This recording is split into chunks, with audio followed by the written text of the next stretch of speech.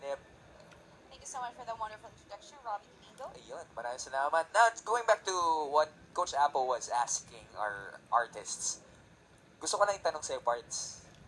Oh. Kaino mo i-dedicate yung song? Or rather, sino ba inspirasyon mo pag sinabi na, okay, you will do anything for who? For me. You'll do everything and anything for yourself. Bakit?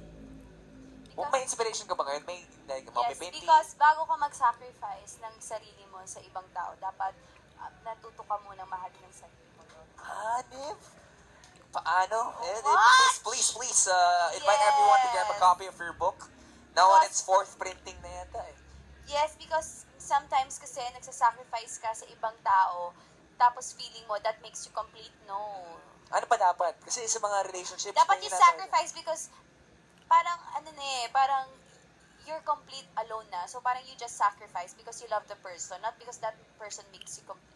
So yung katagang be with someone who makes you happy, ibahin natin Hindi yan. kasi minsan, sacrifice, wait. Kaya sinasabi ng tao na ubos ako dito sa relasyon na to. Kasi sacrifice siya ng sacrifice sa isang tao na hindi niya naakala niya binibigyan niyang lahat, pero wala na siyang natitira sa sarili niya. Pero ano ba dapat? Kailangan punong-puno like in the airplane. When you ride in an airplane, airplane. Airplane. Oh.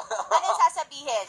Ano? Pag po nagkaroon ng disgrasya talaga, you should, before you help others putting the oxygen, you have to put oxygen on yourself first. Tama naman. Oo nga, no? Diba? So, usually tayo, lagay ng oxygen sa ibang tao. Ubus na tayo. So, yun. like sa airplane, di ba dapat unahin mo na ang sarili natin before we can help other people. Thank you so much.